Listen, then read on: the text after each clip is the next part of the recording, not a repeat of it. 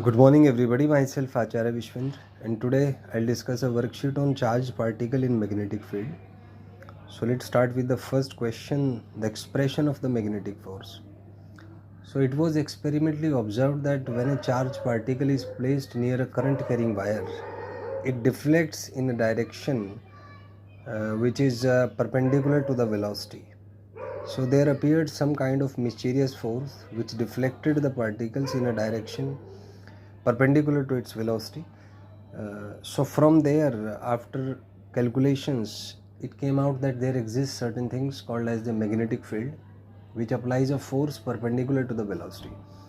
And after making the empirical formula and finding the exact relation, it came out that it can be expressed as QV cross B by experimental verifications done by various scientists, especially Lorentz. He calculated, he gave this empirical formula.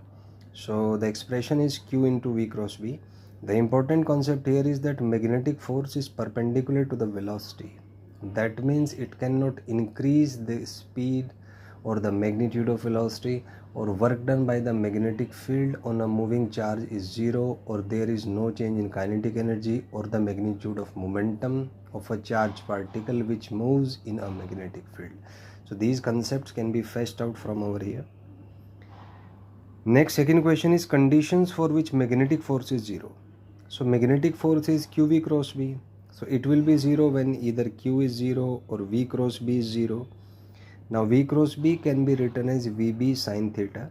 So VB sin theta is 0. VB sin theta will be 0 when either V is 0 or B is 0 or sin theta is 0. And sin theta is 0 when theta is 0 or theta is 180, or any combination of all of these. So this concept we can analyze that force on a charged particle is 0 when either it is neutral, or it is at rest, or the field is 0, or the angle between field and velocity is either 0 or 180. That is, velocity is either parallel to the magnetic field, or it is either anti-parallel to the magnetic field, or any combination of all of these. So these are the various conditions for zero magnetic force. Next question, we have magnetic force and velocity are inclined at, as I discussed earlier, these are perpendicular to each other, so angle will be 90. Next is dot product of force and velocity, that will be 0. Next is work done by magnetic field on a charged particle. As I explained earlier, force is always perpendicular to velocity, so there is no component along the velocity, so work done is F dot ds.